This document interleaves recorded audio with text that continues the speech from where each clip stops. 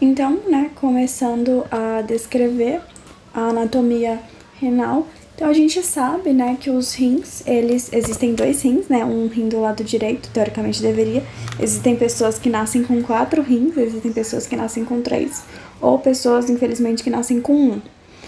E geralmente são dois bilaterais, um do lado direito, outro do lado esquerdo.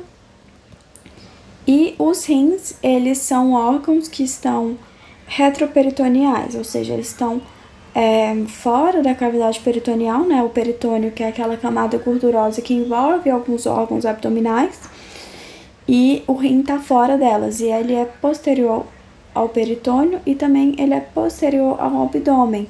Então, é retroabdominal também. Então, o acesso, teoricamente, mais perto do rim é justamente pelas costas. Por isso que tem até aquele sinal de Giordano que a gente faz a batidinha nas costas do paciente para saber se ele tem, né? Na verdade, não é saber necessariamente se ele tem ou não, porque não necessariamente vai dar positivo e o paciente significa que vai ter aquilo, né?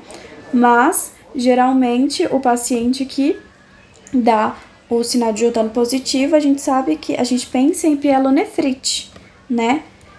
Ou glomerulonefrite, mas aí a gente sabe as diferenças, que um é infeccioso e o outro não.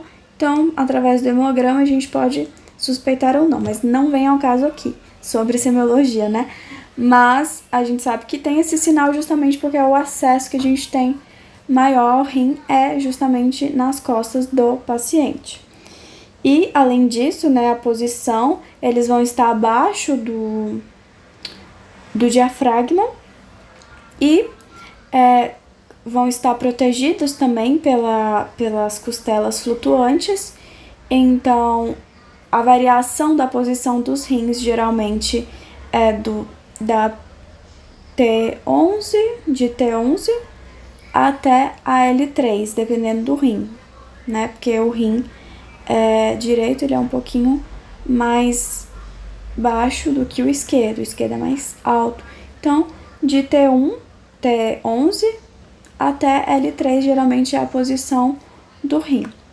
E aí, esse rim, aqui já tem a foto, né, do rim, ele vai ser dividido, vai ter, né, uma cápsula fibrosa que recobre o rim pela parte externa dele. Geralmente esses órgãos, os órgãos têm geralmente essa cápsula, né, de tecido conjuntivo, que envolve mesmo os órgãos. O rim tem, o fígado tem, se eu não me engano o baço também tem. E basicamente o rim em si, ele tem a divisão externa e a divisão interna. A parte externa, que é essa parte aqui que eu tô frisando mesmo, antes do pontilhado, é o que a gente chama de córtex renal. E essa parte toda aqui, que geralmente fica, onde ficam as pirâmides, a gente chama de medula. Então, a medula é isso aqui, a parte interna, geralmente. E o córtex, a parte externa, ok? E aí, na medula, nós temos as pirâmides, como tá aqui, ó, realmente parece uma pirâmide, que são chamadas de pirâmides renais. Aqui, no final da pirâmide, onde fica o topo da pirâmide, a gente tem o que a gente chama de papila, a papila renal, e depois da papila renal, ela desemboca no cálice menor. E aí, se a gente junta vários cálices menores, a gente tem o cálice maior, né? Acho que aqui é bom usar também a cor. Então, o cálice menor é esse, e se a gente junta, forma o cálice maior, ok? E aí, a gente vai, claro, juntar os cálices maiores, todos os cálices maiores vão se juntar e vai virar a pelve renal, que é essa parte aqui. E aí, tem a pelve renal, que é essa parte aqui, e aqui não mostra, mas aqui antes do ureter, antes de virar o ureter, a gente tem o que nós chamamos de hino renal também. Então, essa parte aqui, depois da pelve, é o hilo renal, por onde a gente vê que passa as artérias e veias renais. Então, é nessa parte aqui o hilo renal, ok? Então, basicamente, é isso que nós temos de anatomia do rim. E essas são as divisões. Geralmente, nós temos uma quantidade de 8 a 10 pirâmides renais e o suprimento, aí já falando sobre a irrigação do rim. Falando então, né, sobre a questão da irrigação, nós temos uma sequência de entradas. Então, a gente tem aqui a artéria renal principal, que ela vai, né, se segmentar e vai se transformar nas artérias interlobares, né? Então, aqui a gente tem as artérias. Na verdade, primeiro, a artéria renal, ela se divide nas artérias segmentares. Depois, nas artérias interlobares, né? E depois, nas artérias arqueadas. E aí, depois, nas artérias bem pequenininhas, que estão aqui, interlobulares, que aí vão dar origem à arteríola aferente. Então, apenas voltando para vocês confirmarem e não estarem com dúvida, a gente tem primeiro a artéria renal, depois a artéria segmentar, depois a artéria interlobar, depois arqueada, depois interlobular e depois a arteríola aferente, né? E aí a arteríola aferente, igual tá aqui, ó, a gente tem a arteríola aferente, o glomérulo, tem a arteríola eferente, depois os capilares peritubulares, que vão fazer a reabsorção, e aí no final dos capilares peritubulares, a gente tem a formação das veias. E aí as veias, elas vão, os vasos, né, do sistema linfático, eles vão seguir os mesmos nomes, mas em relação à ordem inversa, né? Então, a gente tem os capilares peritubulares, depois a veia interlobular, depois a veia arqueada, depois a veia interlobar e depois a veia renal, tá? Então, essa é a sequência de irrigação, ok? Lembrando também a todos que o suprimento do rim, ele é muito grande, justamente porque é ele que vai fazer essa filtração. Então, 25% do débito cardíaco, ele vai parar no rim, porque a função do rim é justamente principal, né, óbvio, é filtrar o sangue. Então, é importante que muito sangue, então, chegue ao rim, justamente porque essa é a função dele mesmo, né? Além disso, a gente tem que o rim, ele é especial porque a circulação renal, ela vai possuir 2 leitos capilares organizados, que são capilares diferentes do que existe no corpo todo. Que o primeiro é o capilar glomerular, né? O especial, diferente capilar glomerular, que é esse emaranhado aqui. E o segundo são os capilares peritubulares que estão aqui, que são estruturas, né, diferenciadas do normal.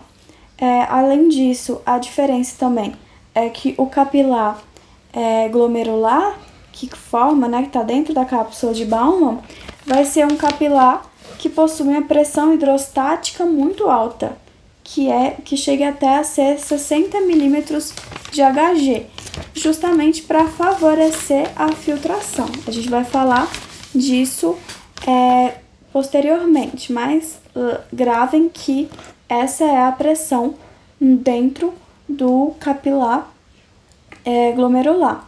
E posteriormente a gente tem os capilares, né, peritubulares, que estão aqui preferencialmente na alça de Rayleigh. E lá eles vão ter uma pressão hidrostática mais baixa, geralmente em torno de 3 milímetros de Hg, justamente para favorecer a reabsorção.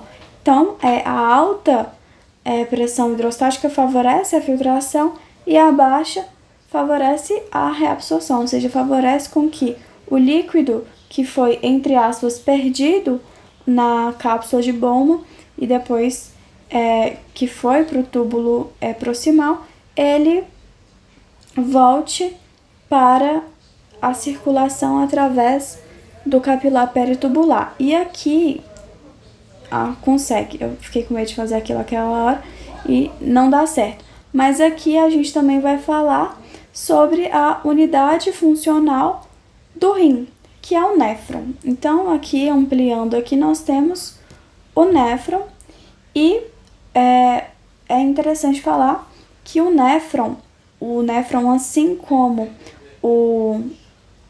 a célula nervosa, me perdi na memória o nome, é a célula nervosa, o neurônio. Assim como o neurônio, o néfron ele também não consegue se regenerar. Então, uma vez que a gente perdeu o néfron, infelizmente, é isso aí.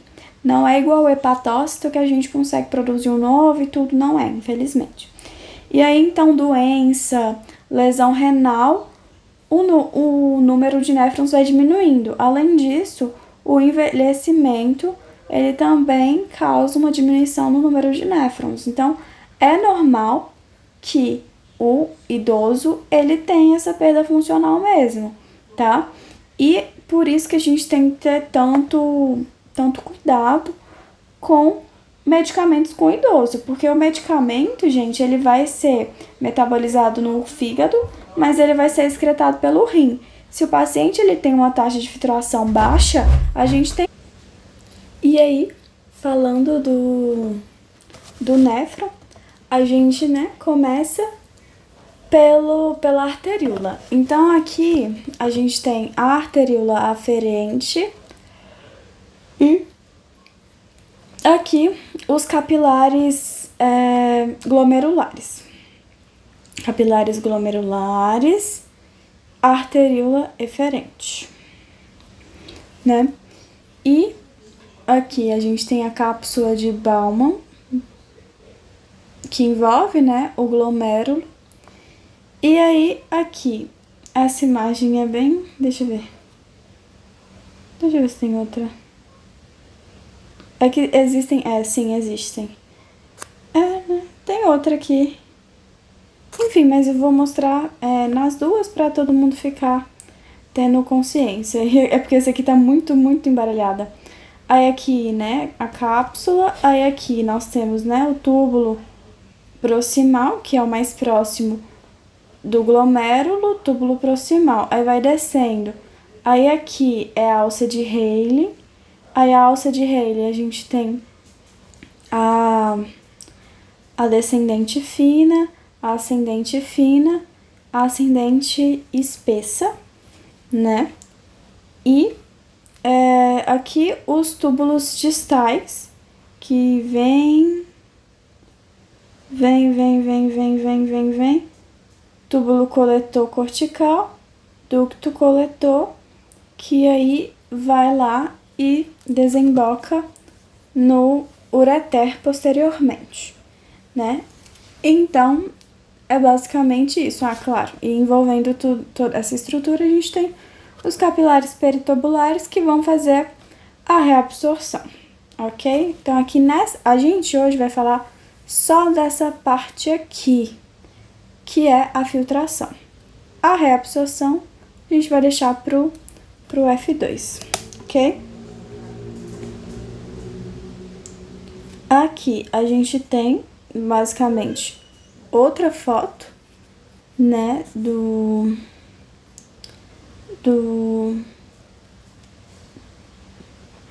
néfron novamente. E aqui a gente tem, né, começando aqui do glomérulo, o glomérulo, a cápsula, Aí aqui o túbulo proximal, aqui, né, o túbulo contorcido, aqui o túbulo reto proximal, aí o descendente fino, ascendente espesso, aí a mácula densa que fica aqui nessa parte, ó, próxima da arteríola aferente e a arteríola eferente, mas aqui já começa o túbulo contorcido distal, né? Pode se chamar de contorcido, convoluto, eu gosto mais de contorcido. Então, aqui é a mácula densa, o túbulo contorcido e o ducto coletor. Tranquilo, tranquilo mesmo. Aqui, nesse aqui a gente tem, né, são várias fotos da mesma coisa, o glomérulo, a cápsula, o túbulo proximal, aí desce, aí alça de Heylen, fina, grossa, e o contorcido distal, a mácula densa justamente entre a arteríola aferente e a eferente, a mácula densa aqui, o ducto, a medula e o ducto coletor, ok? Então, aqui a gente tem mais relacionado uma foto, mas em relação à histologia e tudo das situações aí. E aí, falando sobre as situações que tem nessa parte, nós temos então que a filtração ela vai acontecer principalmente graças, né, à arteríola aferente, que vai fazer esse controle, a eferente também ajuda, né, a controlar, e ela vai acontecer principalmente nessa parte aqui, devido ao aumento, né, da pressão hidrostática, igual a gente comentou. E aí o líquido filtrado, ele entra na cápsula de Bowman, passa para o túbulo proximal, e aí no túbulo proximal começa a reabsorção. E vai até o ducto coletor, e aí o ducto coletor, ele tá conectado com as papilas renais, que vai desembocar na pelve renal, que desemboca no ureter. Então, é basicamente esse o caminho que percorre o filtrado, o ultrafiltrado ou, posteriormente, o que a gente chama de urina, né? E aí, falando basicamente de algumas estruturas e características celulares dessas partes do corpo, dessas partes do néfron, né? Ou seja, mais em relação à histologia, histologicamente falando, as células, né, do túbulo proximal, elas vão ser células cúbicas simples. Então, simples justamente para facilitar a reabsorção. E aí, antes, né, de falar, na verdade, do túbulo proximal, somente lembrando que as células da cápsula de Bowman, Bowman, não sei como vocês falam, eu falo Bowman, essas células, elas vão ser simples, o epitélio vai ser simples, pavimentoso, justamente para favorecer a passagem, né? A gente sabe que favorece a passagem se o epitélio é pequeno, então ele vai ser simples para passar mesmo e pavimentoso, ou seja, bem achatadinho. Aí no túbulo proximal já começa a ser cúbico, né? E vai apresentar também microvílulos. Ó, aqui. Aqui a gente vê a presença, né, desses microvílulos, e são muitos microvílulos. Os microvílulos também, né, chamado, né, Borden escova, é justamente para favorecer a reabsorção. A gente sabe que no estômago, no intestino a gente também vai ter para favorecer a absorção. Aqui é para favorecer a reabsorção. Então é muito importante também que haja esses microvílulos durante todo o aparelho do néfron, porque é onde vai acontecer reabsorção. Então precisa disso, né? E aí a gente tem isso. Já a alça de Hayling, a gente vai dividir na alça de Hayling delgada e a alça de Hayling espessa. Na parte delgada, que é a parte fina, nós vamos ter epitélio simples pavimentoso com poucas mitocôndrias. Já na parte espessa da alça de Hayling, a gente vai ter epitélio simples, cúbico, ou seja, um pouquinho maior o cúbico, e a gente já vai ter muita mitocôndria. E continua, né, claro, até os microvídulos. E aí, mas menos, diminui. Quem tem mais microvídulos é o túbulo proximal. Vocês vão ver que o túbulo proximal, ele reabsorve muito, muito mesmo. Tipo assim, muita coisa, acho que 70%, na verdade 100% da glicose já é reabsorvida no túbulo proximal. Se eu não me engano, ou é 100% ou é um número muito alto. E muito sódio também já é reabsorvido no túbulo proximal. Não sei se é 70%, tem alguma coisa que é 70%. Agora não sei se é sódio ou se é açúcar, mas Vi vai falar para vocês melhor, especificamente dessa parte no segundo vídeo, né? No vídeo, ou seja, na parte 2 do P3, ok? E também essa parte da alça de Rayleigh, na verdade já acabou, é isso mesmo. Falei dos microvírulos e tudo. Já no túbulo contorcido distal, a gente vai ter um epitélio cúbico simples com menos mitocôndrias também. E aí aqui a gente vai ter uma especificidade, né, que dentro do túbulo contorcido distal nós vamos ter a presença da mácula densa. E a mácula densa, gente, eles vão ter uma estrutura histológica diferente. Então teve uma evolução, uma mudança, e a célula na mácula densa, ela vai ter o formato cilíndrico, vai ser simples, mas vai ser cilíndrico, não vai ser mais cúbico, então elas vão ser mais altas, ok? E aí por fim a gente tem, né, o ducto coletor, que vai ter principalmente dois tipos de célula, que são as células principais e as células intercaladas. As células principais, elas são importantes porque elas vão fazer a reabsorção do sódio e do potássio. Vocês vão entender um pouco melhor depois, mas saibam disso. E as células intercaladas, elas vão ser importantes para uma função do rim, que é o balanço ácido-básico, que é o rim que faz esse controle a longo prazo da acidez e da alcalinidade, é o rim que vai fazer, através também das células intercaladas, que vão secretar H+, ou secretar íon bicarbonato. Então, dependendo da situação que o nosso corpo está, ele vai secretar um ou outro. Então, essas células intercaladas, elas vão ter esse papel que é extremamente importante no nosso corpo. Bom, antes, né, de falar necessariamente sobre a anatomia funcional, né, dos rins, que é justamente já começar a parte fisiológica mesmo, saindo então da parte histológica, terminando, né, na verdade, a parte histológica, falar sobre uma diferença que existe regional de néfrons mesmo.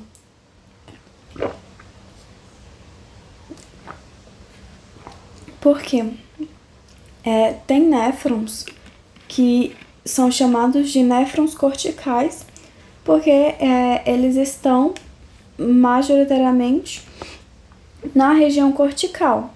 E eles vão ter algumas diferenças, né, dos néfrons justaglomerulares, que são aqueles néfrons que estão mais na parte medular mesmo do rim. Os néfrons corticais, eles vão ter alça de Hayling mais curtas, tá? A diferença deles é mais essa mesmo, basicamente isso. Já os néfrons justaglomerulares, eles vão ter a alça de Hayling maior. E essa alça de Hayling, essa longa alça de Hayling, né? Ela vai dar uma característica muito interessante aos néfrons justaglomerulares, que é justamente a função de concentração urinária.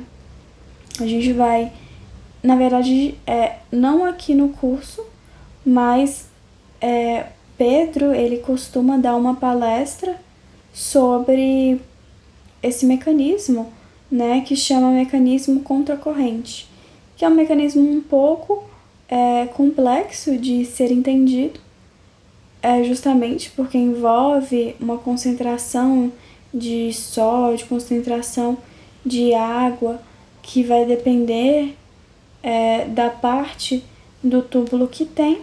Então, essa parte era difícil da gente aprender sozinho, então Pedro, ele faz uma palestra e aí ele vai explicar sobre isso. Então, não é necessário a gente estudar isso para tutoria, ok?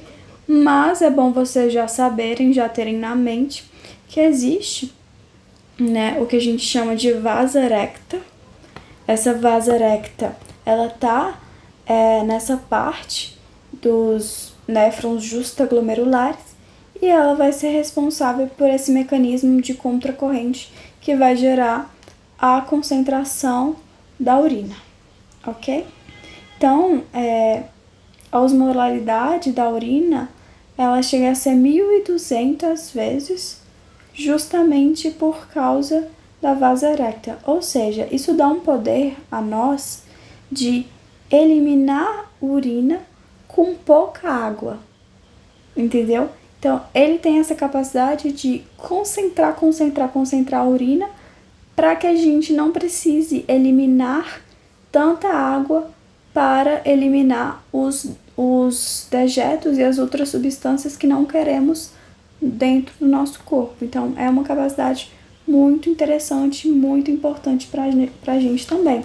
Porque se a gente não tivesse essa vasa erecta, se a gente não tivesse essa capacidade, né, esse mecanismo de contracorrente, a gente teria que beber muito mais água, porque a gente ia eliminar muito mais água do que a gente elimina. Então, é um mecanismo vital para a nossa sobrevivência, até para a gente não desidratar, ok? E aí, já entrando, né, nessa parte do corpúsculo renal, então a gente tem o que é o corpúsculo renal. O corpúsculo renal, gente, é nada mais do que a junção entre o glomérulo renal e a cápsula de Bowman, ok? Inclusive eu escrevi errado, tá? É Bowman, tá aqui, tá errado. Mas nada mais é do que isso. Então, também antigamente era chamado de corpúsculo de Malpighi. Na época que eu estudei no fundamental, a gente chamava ainda de corpúsculo de Malpighi, mas teve essa mudança para tirar os epônimos, enfim, os nomes de cientistas e tudo, para colocar nomes assim reais. Então, a gente tem o corpúsculo renal, que é a junção desses dois. E aí, falando basicamente de cada parte, a gente tem a camada visceral da cápsula de Bowman, que é a camada, essa parte aqui, digamos assim, que é formada pelos capilares e as células chamadas de podócitos, que são isso aqui. Vou falar também sobre eles mais tarde, né, quando a gente for falar da barreira e da filtração glomerular. E aí, então, essa é a camada visceral. A camada parietal da cápsula de Bowman, ela vai ser formada pelo corpúsculo renal, né? Pela parede do corpúsculo renal, que é basicamente essa parte aqui, que é a parede da cápsula mesmo, que eu tinha até falado para vocês, comentado, que é formada por células simples pavimentosas. Então, essa parte aqui forma a camada parietal. E o espaço de Baumann, que é justamente essa parte amarelinha aqui, ó, que é o que está entre os podócitos e a camada parietal. Entre a camada visceral e a camada parietal, a gente tem o espaço, que é onde vai acontecer, de fato, a filtração, ok? Porque aí daqui eles vão entrar no túbulo proximal. Aqui já é o túbulo proximal. Então, a gente vai falar, tá, antes, aproveitando só o momento, não, a gente vai falar aqui, né? Então, melhor deixar mesmo. Mas aqui a gente tem a arteríola aferente, aqui a arteríola eferente, aqui o glomérulo, e aqui tem acontecendo a filtração. Ok?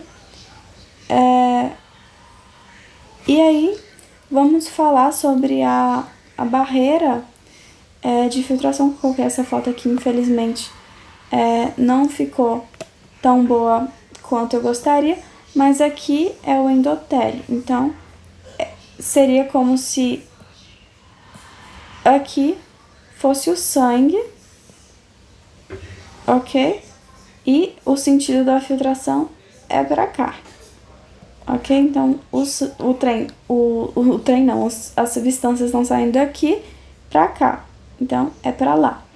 E aí, a gente tem algumas barreiras de filtração, justamente para impedir com que tudo do nosso sangue vá parar no rim, né? E aí a gente tem basicamente 3 barreiras, que é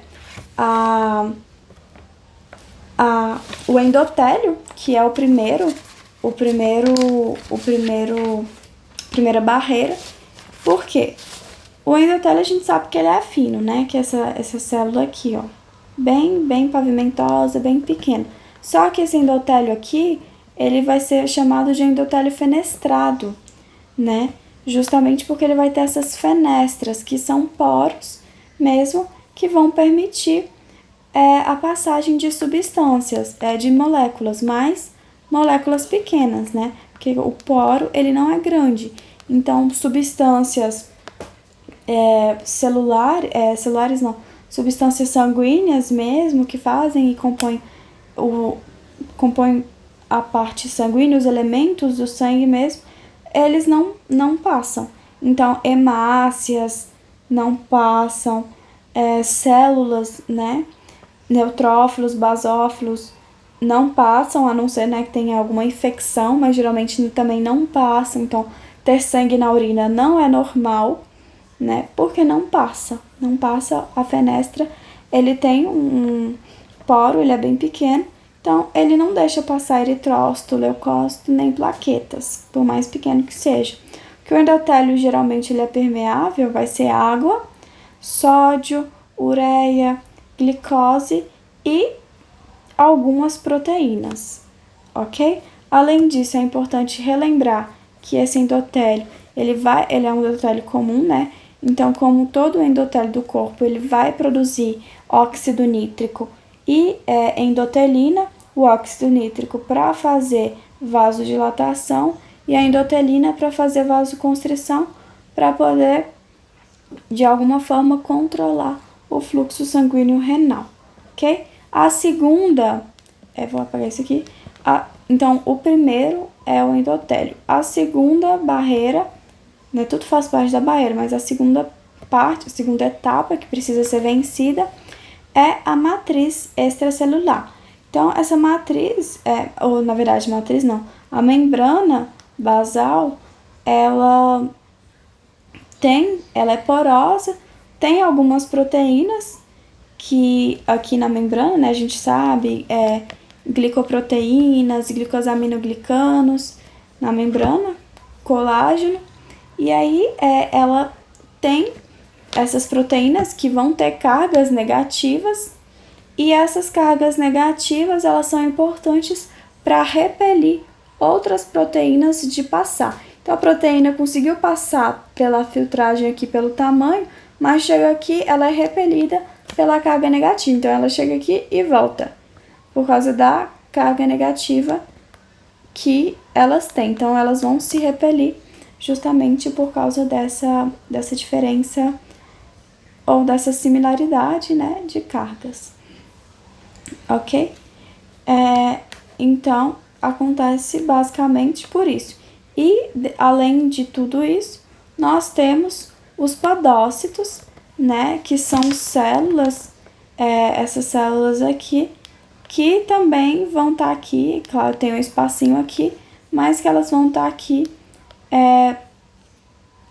separando e impedindo a passagem de células maiores também. Então, elas funcionam, eles têm, né, alguns processos, né, de dedos e tudo que reveste a parte, né, do capilar, e esses processos podálicos, eles vão ter as fendas, vão ter pequenas fendas de filtração também, que vão ter também algumas proteínas e tudo que compõem, mas que não vem muito ao caso. E aí, principalmente falar que essas fendas aqui, elas vão funcionar como filtro que vai impedir as proteínas de passar justamente pelo tamanho. Então, as proteínas não passam por causa do tamanho. Então, impede a filtração delas. Então, as proteínas, infelizmente, elas vão ficar. Então, ela funciona por tamanho também, ok? Pronto. E aí, vamos falar sobre o aparelho justaglomerular, que é um aparelho muito importante, gente. Nossa, muito, muito, muito importante, que executa várias funções, principalmente alguns feedbacks, né, que nós vamos falar mais à frente. E ele é extremamente importante e vai ser composto por 3 coisas, que são a mácula densa, que é essa estrutura aqui, ó, que a gente já tinha falado. A mácula densa, ela faz parte do túbulo contorcido distal, mas ela tem uma alteração nas células que são mais cilíndricas. E aqui não tá, isso aqui tá mais pavimentoso que cilíndrico, né? Mas aqui vamos fingir que isso aqui é cilíndrico, tá? E aí, a mácula densa aqui, a gente tem as células mesangiais, essa MEG que tá escrita aí, o mesânglio, ou também chamadas de células mesangiais extraglomerulares, aqui. E a gente tem aqui as células acho que tá com o nome justaglomerulares. Aqui as células glomerulares. Ah, não, pode ser chamados de... Tá escrito errado, tá? Glandulares, mas na verdade é glanulares, também podem ser chamados de glomerulares ou também de células justaglomerulares, que é o nome que eu mais uso, que eu mais gosto, que é justamente o nome do aparelho. Então, essas células, elas estão aqui na arteríola aferente, ok? Então, basicamente essas as partes que compõem esse aparelho que é tão importante. Aí, falando sobre a função de cada uma, vamos começar pelas mais simples e, teoricamente, mais tranquilas de entender, que são as células mesangiais. Essas células mesangiais, elas têm algumas, né, propriedades musculares. Então, com essas propriedades musculares, elas podem se contrair e isso pode regular o fluxo sanguíneo renal. Então, eles vão regular a intensidade de filtração glomerular. Além disso, tem propriedade de suporte mesmo, de sustentar outras células e o aparelho em si. E também tem uma atividade fagocítica, né, de remover macromoléculas, remover também micro-organismos e tudo. Então, tem essa função fagocítica e também uma função de secretar prostaglandinas e citocinas pró-inflamatórias. Mas é basicamente isso. Já a mácula densa e as células glomerulares, glanulares ou justaglomerulares, elas têm uma função um pouquinho mais específica e, se a gente entende, é muito legal, tá? Então, vamos entrar aí com calma. Nessa parte aqui, se quiser parar, diminuir a velocidade e rever, é importante, porque é uma parte importante.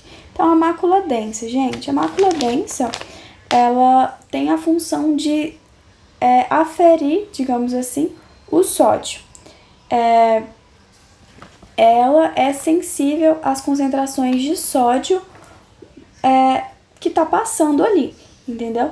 Então, assim, se a mácula densa que tá aqui, ela percebe que tem uma grande concentração de sódio, por quê? Pro sódio, aqui, ó, vamos pensar aqui. Pro sódio estar chegando aqui na mácula densa, claro, o sódio vai passar aqui. Aqui, por mais que a mácula densa tá solta aqui, ela não tá solta, ela tá no meio do túbulo. Então, ela tá recebendo filtrado. Então, ela percebe assim, não é assim do além que vem. Ela percebe a quantidade de sódio que tem. E aí, ela é tipo como se fosse um quimiorreceptor mesmo, entenderam? E aí, ela percebe que tá tendo uma elevada concentração de sódio. E aí, para ter essa elevada concentração de sódio, a gente tem que pensar que tá tendo um aumento na intensidade da filtração glomerular. Ou seja, aqui tá deixando passar muito sódio. Então, para chegar muito sódio aqui, quer dizer que aqui tá tendo uma grande filtração glomerular. A taxa de filtração, a intensidade de filtração tá alta. Se tá alta aqui, vai e vai chegar muito sódio lá. Então, a resposta que a mácula densa libera é fazer uma vasoconstrição da arteríola aferente, porque se tá tendo uma alta intensidade de filtração, o que a gente quer é fazer uma vasoconstrição. Como é que ela vai fazer isso? A mácula densa, então, ela vai estimular a produção de adenosina e ATP, que vai ligar no receptor alfa-1 da arteríola aferente e vai fazer o aumento da concentração de cálcio, que vai gerar a contração da arteríola aferente. Então, é por meio, né, dessa produção de adenosina e ATP. Ok? Então, se tá alta a intensidade de filtração, se tá alto o sódio na mácula densa, a mácula densa vai perceber isso e vai mandar uma resposta de fazer uma vasoconstrição na arteríola aferente para regular essa intensidade de filtração glomerular. Então, isso aqui é no indivíduo normal, o indivíduo que tá ok, mas que desregulou um pouco a filtração glomerular. Então, aí a mácula densa percebe e fala assim, preciso diminuir essa intensidade de filtração que tá muito alta, tá filtrando demais. Então, diminui. Ok, então ela vai fazer uma contração. Beleza, mas se chega pouco sódio na mácula densa, quer dizer que a taxa de filtração, a intensidade de filtração glomerular tá baixa, né? Porque pensa, se aqui, ó,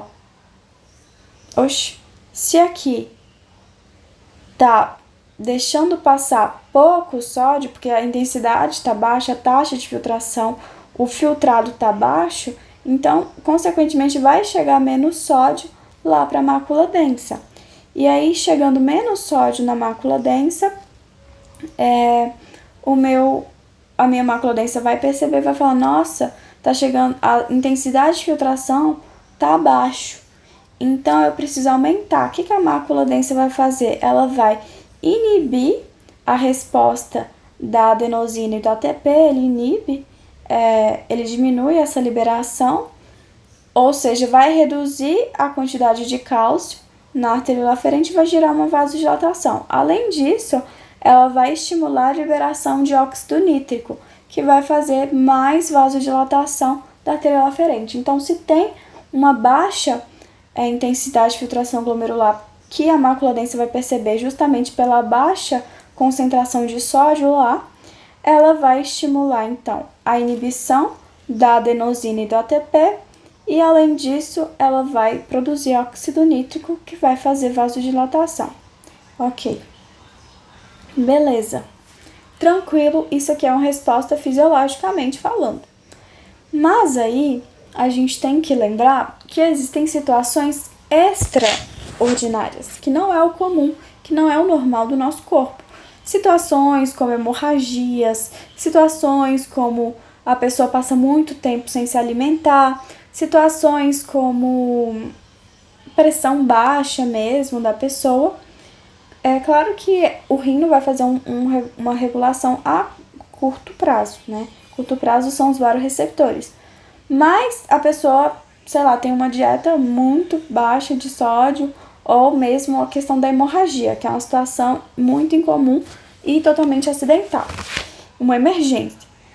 Quando a mácula densa ela percebe essa diminuição do sódio muito grande, muito elevada, o que ela vai fazer vai ser diferente, né? Ela não vai fazer uma vasodilatação, não.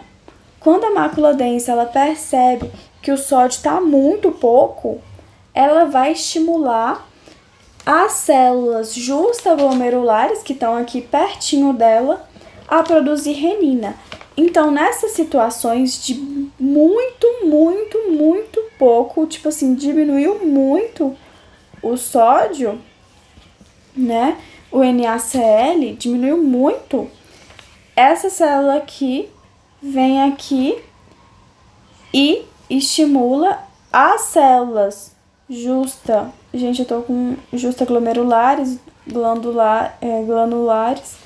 Essas células que estão aqui, né? Ou aqui, ou essas células aqui, a produzirem renina, porque a função dessas células glanulares é justamente produzir renina, que vai produzir angiotensina, que vai produzir angiotensina 2, né? Que vai produzir aldosterona. Então, a função dessas células aqui é ativar o sistema renina-angiotensina-aldosterona. É a função delas.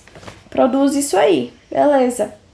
Então, nessa situação que está chegando muito pouco sódio, tem essa liberação da renina que vai produzir angiotensina. E o que a angiotensina faz? Ela vai fazer a vasoconstrição, né? Ela vai fazer vasoconstrição total e tudo, e principalmente numa situação, né, de hemorragia e tudo. Faz uma vasoconstrição louca, faz uma vasoconstrição tanto da arteríola aferente quanto da eferente, e tem o que a gente chama de sacrifício renal. Isso numa questão de numa hemorragia, gente, né, que a gente tá aí com pouco sangue circulando, e o rim, ele recebe 25% do débito cardíaco. Então, numa situação de emergência, o rim ele vai se sacrificar, ok? E ele se sacrifica desta forma. Por quê? O rim, assim como o fígado, né, que a gente viu, eles se sacrificam. Então, numa situação de emergência, tem essa liberação da renina que vai diminuir a taxa de filtração glomerular, vai diminuir o débito renal para dar prioridade para outros órgãos. Então, o rim ele faz esse sacrifício renal. É sacrifício de diminuir a filtração, justamente que eu tô precisando de sangue. Eu não posso ficar filtrando e perdendo líquido, porque eu preciso desse líquido para manter minha pressão, né? Então, nesses casos, tem essa liberação da renina. Além disso, a renina, ela, né, produz angiotensina, a angiotensina faz isso. Além disso, a angiotensina, ela vai lá estimular a produção de aldosterona. O que a aldosterona faz? Reabsorção do sódio. Reabsorção do sódio. Quem é que vem atrás do sódio? A água. Então, nessa situação também que a gente tem baixa concentração de sódio, vai lá a aldosterona reabsorver sódio, que é importante para manter minha pressão. Então, esse mecanismo todo ele vai acontecer também graças à mácula densa. A percepção da mácula densa de extrema falta de sódio, ok? Então, a gente tem basicamente esses mecanismos. E aí, voltando, né, para as células glanulares, que eu já meio que falei a função delas, elas estão na arteríola aferente e elas vão produzir a renina, que produz a angiotensina, que produz a aldosterona. Então, basicamente isso. E é essa a estrutura do aparelho justaglomerular e é essa a relação deles. Então, eu não sei se vocês vão conseguir entender tudo isso agora, porque fica mais fácil de entender isso depois do F2, juntando tudo isso. Porque, gente, é tudo interligado. Ai, mas como é que o sódio ele vai estimular isso? É porque o sódio ele vai ser filtrado aqui e aí ele vai vindo, vai passando, vai passando, vai passando até que ele chega aqui. Se aqui, digamos que no filtrado, né, que a gente vai chamar de ultrafiltrado, aqui tem pouco sódio, é porque daqui tá passando pouco sódio, entendeu? Então, se aqui tá tendo pouco sódio, quer dizer que a intensidade de filtração tá baixa. Então, eu vou precisar fazer uma vasodilatação para aumentar essa intensidade, essa taxa de filtração glomerular. Então, percebam que o sódio e a taxa de filtração glomerular, eles são, teoricamente, diretamente proporcionais. Então, à medida que a taxa de filtração glomerular diminui, o sódio diminui. Diminui a concentração na urina, né? No caso, aumenta no sangue, mas diminui a concentração no líquido, no filtrado. E a mesma coisa é verdadeira. Se a mácula densa está percebendo que está diminuindo o sódio que chegou até ela, é porque está tendo uma diminuição da intensidade de filtração glomerular, ok? Então, eu espero ter sido clara, mas qualquer dúvida, eu vou até deixar no final do vídeo, vou deixar meu WhatsApp para caso tenha alguma dúvida nessa parte, ok? Mas eu acho que foi. E aqui, oh Deus.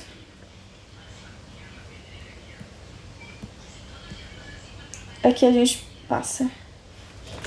E aqui a gente chega no objetivo 2, que é analisar, bem de maneira geral assim, as funções do rim. Que a gente meio que já foi falando ao longo de tudo, mas a gente vai repetir. Então, sempre quando a gente pensa em rim, a primeira função que vem na nossa cabeça é a excreção de produtos indesejáveis. Então, a principal função do rim é justamente essa, excretar. Excretar seja o que for. Então, ele elimina esses produtos do metabolismo que são tóxicos ao nosso corpo, que não podem acumular, não podem ficar aqui. Então, a ureia, por exemplo. A ureia, a gente sabe que ela vem, né, do ciclo da ureia, que vem do metabolismo de aminoácidos. Né? Esses aminoácidos, eles podem ser degradados tanto em ácido úrico quanto em ureia. E podem virar ureia. Então, essa ureia na verdade, produtos nitrogenados, né? E aí, esses produtos nitrogenados, eles entram no ciclo da ureia e viram a ureia, obviamente, né? E a ureia, ela é menos tóxica que os nitrogênios, os produtos nitrogenados. Então, a gente produz ela numa tentativa de ficar melhor. Mas a ureia também, ela não é legal, ela precisa ser excretada. Além disso, a gente tem a creatinina, né? Que ela é um metabólito do metabolismo dos músculos mesmo, da creatina muscular. Além disso, do ácido úrico, que vem, né, principalmente dos ácidos nucleicos. Bilirrubina também, que vem da degradação da hemoglobina. E alguns hormônios também, alguns fármacos também, ok? A gente até sabe quando o paciente está tomando antibiótico, porque a urina ela vai ter um odor mais forte, justamente porque o metabolismo e a degradação dos antibióticos, eles vão gerar esse odor característico que vai ser excretado pela urina, ok? Além disso, a gente tem, né, a regulação do equilíbrio de água e eletrólitos, justamente o ADH tá aí para isso, né, para controlar, falando em água, para controlar a reabsorção de água e de outros eletrólitos, como sódio, potássio, cálcio, tudo, gente. Todos os eletrólitos, assim, tem essa regulação, né? Sem querer entrar já no ácido básico, mas também esses eletrólitos. Então, assim, por isso que a gente manda o paciente, ele estimula o paciente a consumir água, a beber muita água. Porque se a pessoa está fazendo um xixi muito concentrado, quer dizer que ela tá bebendo pouca água, então tá precisando reabsorver muita água, então a urina tá ficando muito concentrada. Agora, se tem água de sobra, teoricamente a urina ela vai sendo mais diluída, então a gente tem isso. Então, também em situações, né, extremas, como desidratação e hemorragia, a gente precisa reabsorver mais água do que o normal. Então, tem esse equilíbrio também da água, até porque a gente não pode ficar perdendo água na urina, né? Porque a gente não bebe tanta água assim para perder tudo na urina. Lembrando que tem situações que tem essas alterações, como por exemplo, a pessoa que está usando álcool, o álcool ele inibe o ADH, então a pessoa reabsorve menos água e acaba urinando mais, né? Então a gente tem que lembrar disso também. Além disso, né, a gente tem situações específicas como, por exemplo, o churrasco, que a pessoa ela vai ingerir muito sal e por isso ela vai ingerir muita água. Então, na verdade é importante, né, que ela ingira muita água.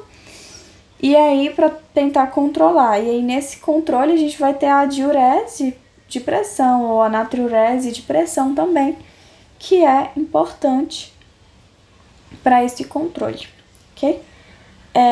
Também outra função é regulação da osmolaridade dos líquidos, que é basicamente isso, é isso que a gente já vem falando, que é justamente o poder que a água, não a água tem, mas que a água é atraída por algumas outras substâncias e que a falta de água no plasma vai estimular, principalmente, né, no hipotálamo, a secreção, né, no hipotálamo hipófise, a secreção do ADH, né, justamente para a pessoa beber mais água para poder controlar essa osmolaridade. Então, o rim também tem esse papel justamente porque ele vai excretar água.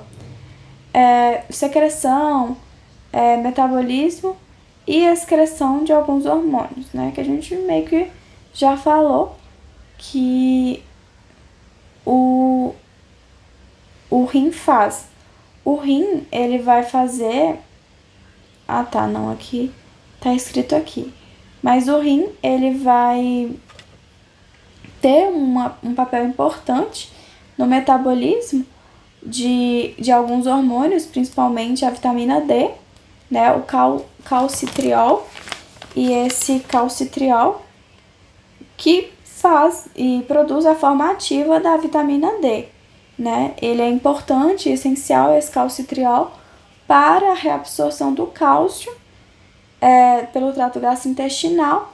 Então até tem aquela doença, raquitismo, se eu não me engano, que o paciente ele vai ficando assim por causa da falta da vitamina D, e também problemas renais podem causar isso, justamente porque vai diminuir o calcitriol e aí a vitamina D ela não consegue ser transformada na forma ativa dela, né? Tem esse metabolismo desse hormônio, né? Digamos assim, e excreção de outros hormônios, claro, tudo vai ser excretado, os metabólitos vão ser excretados pelos rins, né? Todos.